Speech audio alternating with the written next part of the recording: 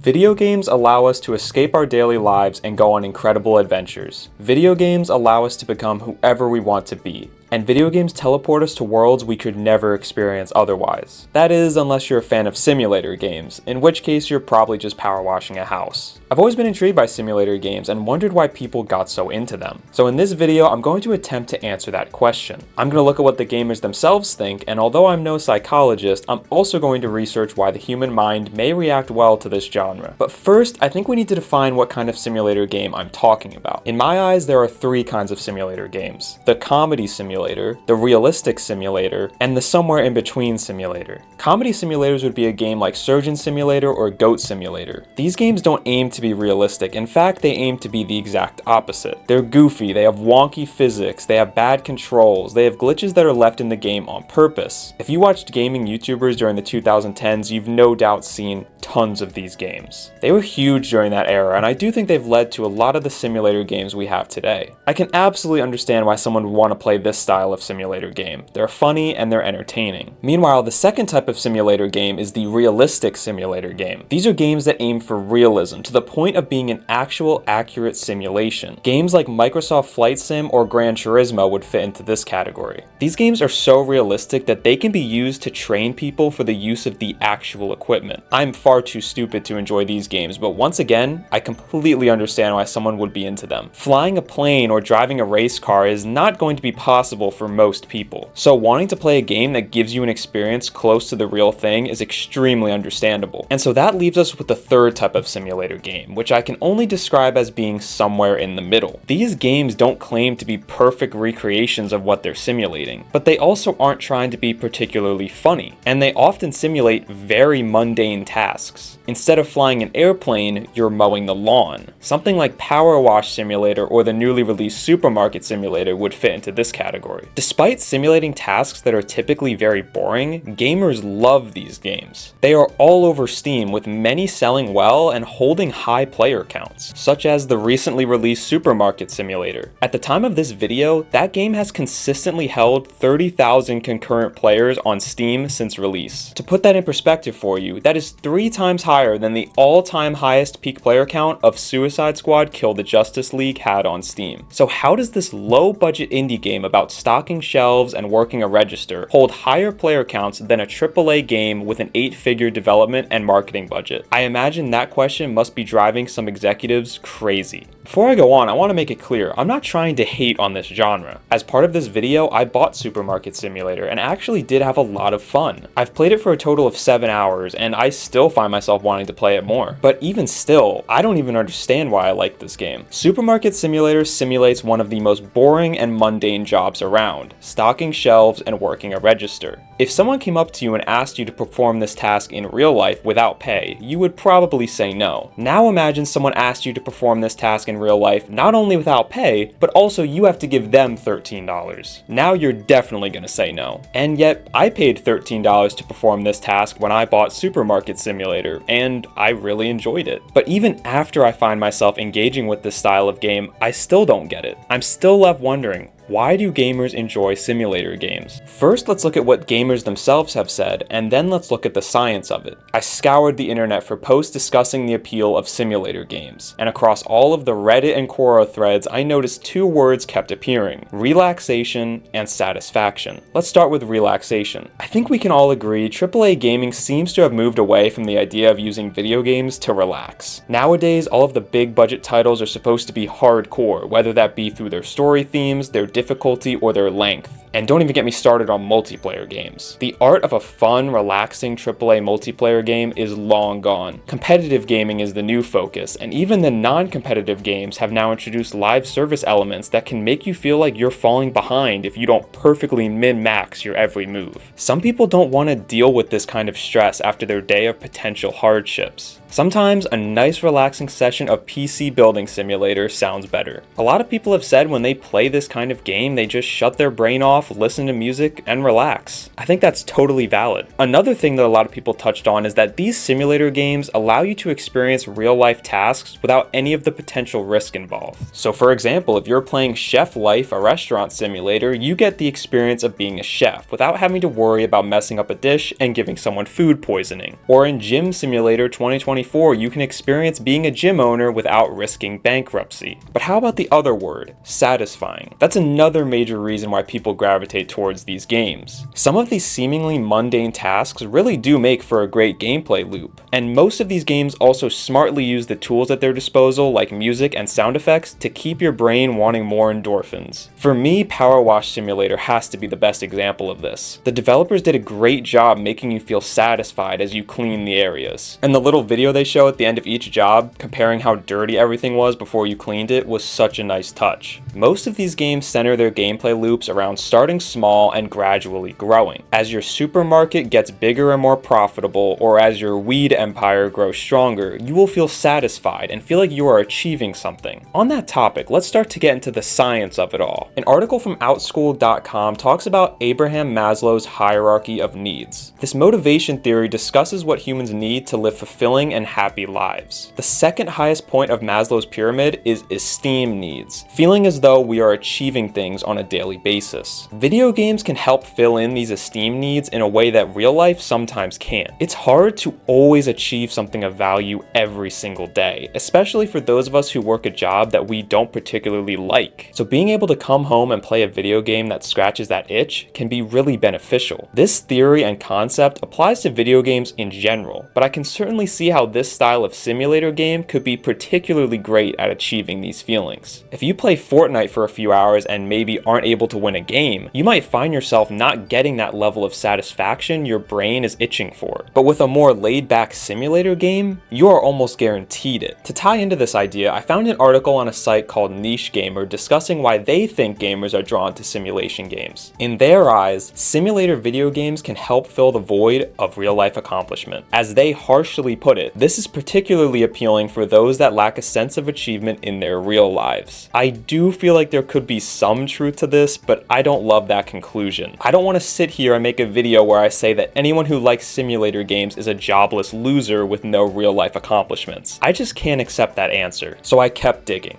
And eventually, I found myself reading an article about Farming Simulator 16 coming to PS Vita. Yes, this video somehow led me to an article about the PlayStation Vita version of Farming Simulator. Imagine if I had been this in-depth with my school research papers. Anyways, this article features an interview with Jamie Madigan, who runs a website called psychologyofgames.com. Madigan has also published several books on the topic. Right away, Madigan starts by asking the question I've had from the very beginning. Why do people want to play a game simulating a task that they would probably never enjoy in real life? Madigan ties it back to self-determination theory. This theory, created by Edward Deci and Richard Ryan in the 1970s, describes what makes an activity motivating and what makes us humans want to continue doing it. The theory states that we enjoy activities that provide us with autonomy, competence, and relatedness. As it turns out, video games, and more specifically simulator games, are really good at providing us with all three. Simulator games give a great sense of autonomy, as the player gets to choose what route to take their truck or where to place the shelves in their supermarket. These are decisions that we wouldn't get to make while working the real job, as we would probably have a boss telling us what to do. Meanwhile, competence is about feeling like we are getting better at a task over time. Video games are great at this, as theoretically you will get better the more you play a game. Simulator games provide this through the use of unlocking new equipment that can make the job you're working quicker and easier, making you feel like you've improved. And finally, relatedness is about making us feel important. In video games, we feel important by being the main character or the hero of a story. And in simulator games, we feel important by accomplishing tasks and being the boss of our own business. As Madigan puts it, a well-designed game will hit on all three of these factors. And in my eyes, simulation games seem to hit on these more than any other kind of game. So there it was, I finally had my answer. Scientifically speaking, simulator games check the boxes of human needs, while holding all of the factors necessary for self-determination. Gamers who enjoy simulation games are in it for the relaxation and satisfaction, while subconsciously having their psychological needs fulfilled. And just like that, it all came together for me. I can totally understand why gamers are drawn to these kinds of simulation games, because our brains are literally wired for it. This research has honestly given me a lot more respect for these seemingly mundane simulation games. In order to create a simulation game, or should I say, in order to create a good simulation game, you need a deep understanding of the human mind. And that's something that I certainly never would have been smart enough to figure out. I hope you enjoyed this style of video. It's definitely a bit different than what I've made in the past, so let me know. Leaving a like and subscribing would help me know that you enjoyed it and I should do it more in the future. And if you're a fan of simulation games watching this, I would really love to hear your thoughts on what makes you love this genre.